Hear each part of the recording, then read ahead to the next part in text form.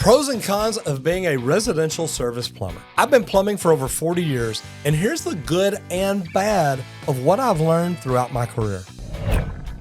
If you're thinking of becoming a residential service plumber, this is a video you're going to want to watch. Now, luckily for me, I started out in a remodel. So it's a little bit new construction. It's a little bit service because you're tying in the old plumbing to hook up the new plumbing. It was a great bank add-on, and I learned a lot on that job. The one thing that I really learned was, man, I loved plumbing. I loved working with other people and doing different things. Now, this was new construction, so it was completely different because later when I got a job in residential service, it was like, wow, this is nothing like what I've been doing every day. It was neat, though. I was going out to people's houses, taking care of their problems. And it's really neat to learn the analytical end of it, coming in, listening to a house, listening to the plumbing, trying different things and figuring out what it's going to take to fix it. So I'm going to give you some pros and cons, but the reason that I think I'm good at this is, look, I've done new construction. I've done service work. I've done commercial, residential, and industrial. And then I've been non-union, union, and non-union again. I think I've got a vast amount of experience in all of this, but today we're talking about residential service because I truthfully think that that's where plumbers can make the most money. And if you ever want to own your own business, it's much easier to open a residential service company than it is a big commercial plumbing company. So let's jump in. Let's talk about some different things and let you think about the pros and cons and see what may be good for you. So first of all, we're going to talk about the cons. It can be physically demanding. You are picking up water heaters, heavy pipe, maybe if you're doing a repipe or something. There's a lot of different things that make it physically demanding. But is it so bad that you can't do it? No. Look, I know some small guys. I know some women. I know all kinds of different people that are able to do it. This job requires bending, lifting heavy objects, working in tight places, and sometimes long hours. Now, working in tight places used to be one of my worst. I hated crawl spaces, but there was a reason. I actually was crawling under a house one day and went under a beam and got stuck.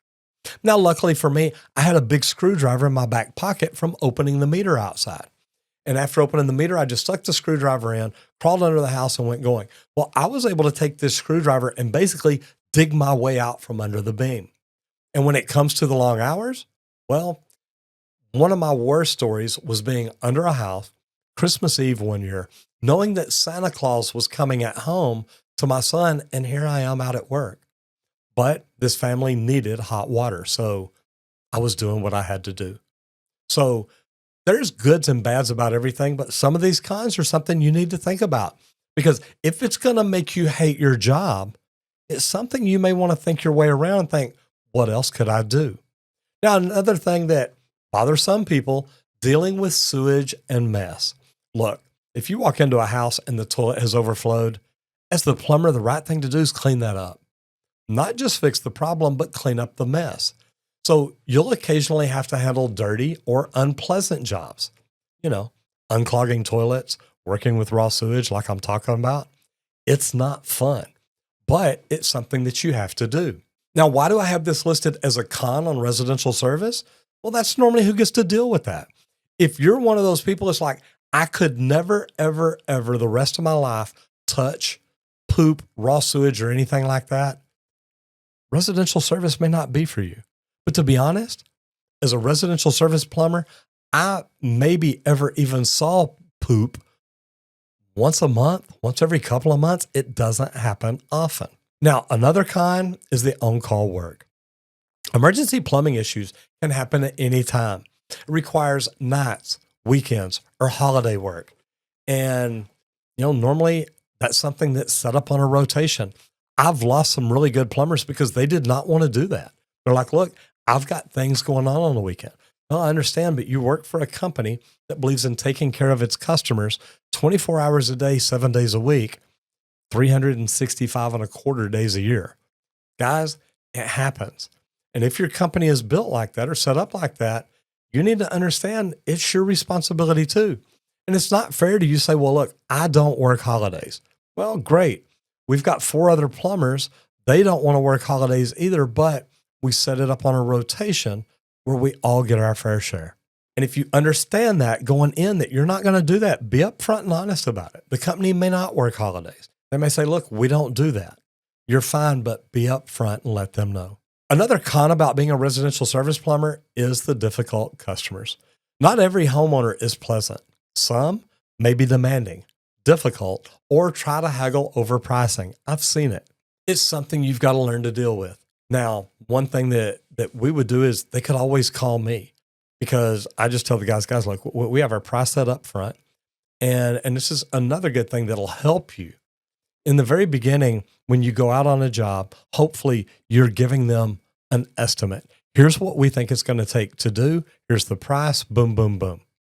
Now, you may tell them, look, we're turning into a wall here. We may run into something that we're not even aware of yet. But communication can help you get over things like high pricing. If you're explaining the value that you bring and why you do it better than everybody else, it's a great thing. Learn to communicate very, very well. Now, next is wear and tear on the body. Over time, the physical nature of the job can lead to back pain, knee issues, or long-term health problems. Learn to take care of yourself. Eat well, exercise, take vitamins, do what you've got to do to take care of your body. Now, there's also pros to this. Job security. Plumbing is an essential trade, and people will always need plumbing services. Now, this means you're going to have a job for as long as you've got a plumbing license. It makes it nice. As y'all saw during the big slowdown, trades are essential. Everybody still needs plumbing, electricity, HVAC. The trades are very essential. Getting a job in the trades is good because if you're good at it and you work at it, it can lead to very steady work and a variety in work. Every day brings different challenges, from fixing leaks to installing new fixtures. This keeps the job interesting. And if you've got an analytical mind, I ask people all the time when it comes to things like this, do you like to fix things or do you like to build things? Someone getting into the trades, that's one of the first questions I want to ask them. Because if they're one of these people that like to fix things, residential service work is amazing. If they're people that like to build things, maybe new construction is their deal. To me, another pro is the customer interaction. You get to meet new people every day and build relationships with homeowners, which can lead to repeat business and referrals. I mean, think about it. If you're that good plumber that you come out and you build a relationship with people, you talk to them. When they call back 3 months, 6 months, a year later, they're asking for you. Hey, can you send Roger out? He came out before and Roger really knows my plumbing system.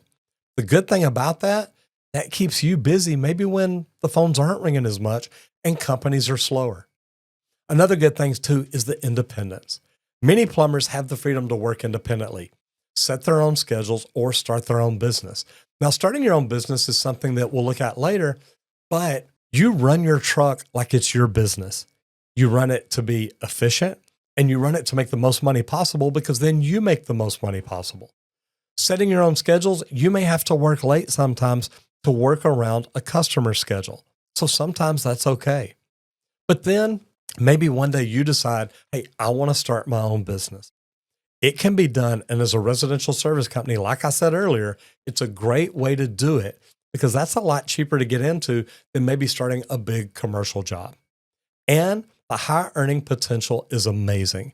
Skilled plumbers can earn a fantastic income, especially with overtime, emergency calls, and if you do decide to open up your own business.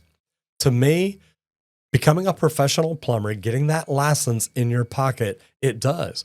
It gives you a license to make money. To me, these things I've talked about are what make being a residential service plumber the most amazing career it is. And as a friend of mine named Sean Strong says, we're superheroes. We just don't wear the capes.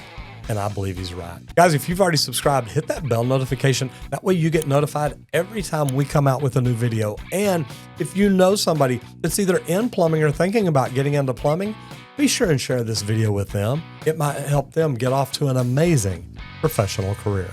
And if you're already a plumber, whatever you're doing out there today, do it safe and hit it effing hard.